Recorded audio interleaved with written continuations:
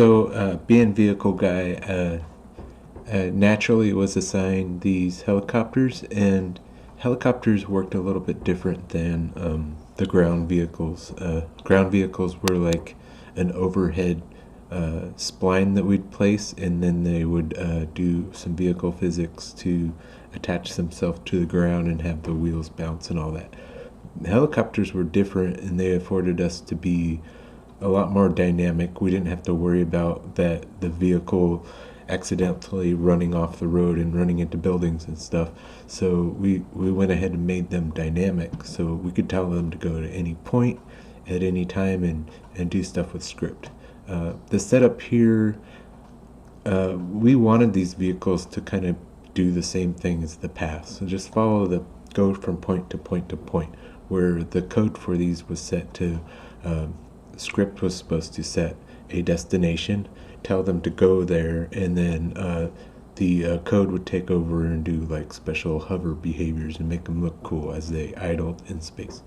So the vehicle system had to be updated to to make a path that would kind of look like what the vehicles on the ground would look like. That was that. One of the things I'm really proud of about these is, if I scrub forward, is the fast rope step.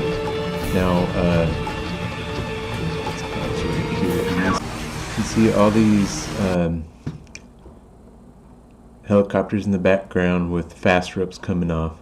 I got to be the lucky guy to make those systemic. We already had a hero set up for the cargo ship level. It was very one-off-ish, similar to the stuff I showed before with the minigun.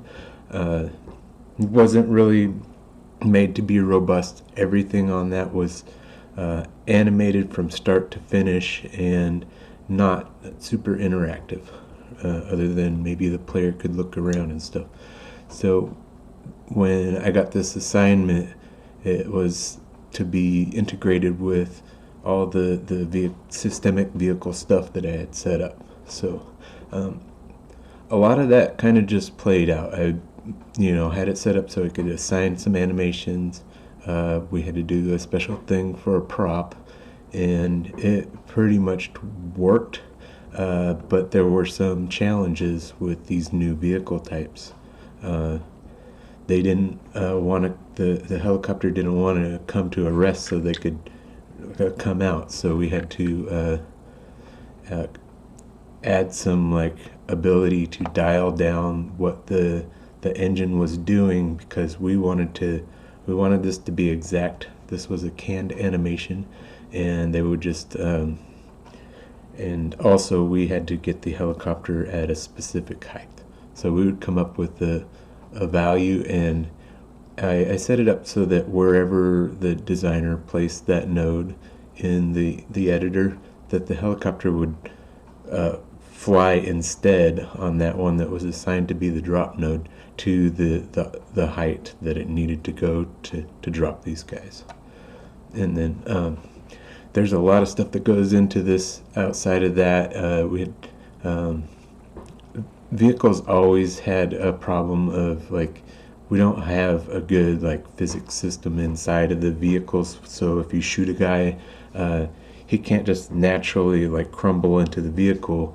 We would set that up as an animation, a death animation. So while they're in the vehicle, if they're shot, they would just play this slump over into the seat. Now, there's a lot of range of animation to do death here, and one of the cool technologies that we got on this game was ragdoll. So I could add that to this. So anytime you shoot a guy off these ropes, as long as they're outside of the vehicle, they would ragdoll. Now, vehicle system already had a time for where we would enable their ability to die while they're trying to get out.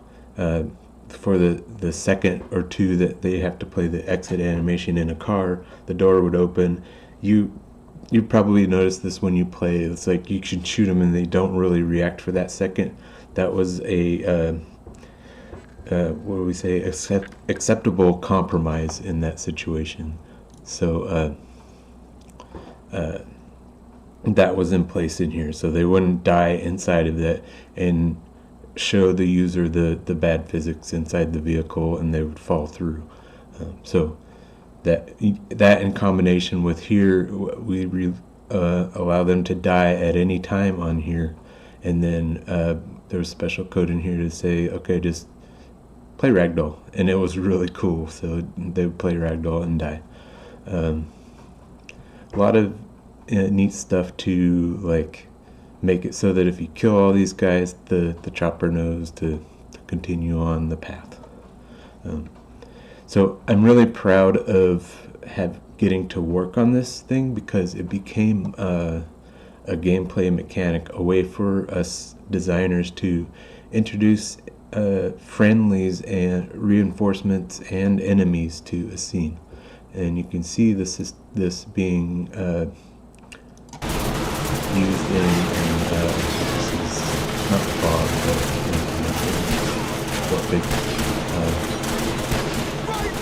this is with the enemies, and this is a same setup but with a different helicopter and a very different animation to get a mouse. And then also in the minigun that I showed before, these helicopters are threatening to unload some enemies that'll give you more challenge, and the player is feeling like super awesome because he's stopping that from happening and shooting the helicopters first. So that's it for today. Thanks.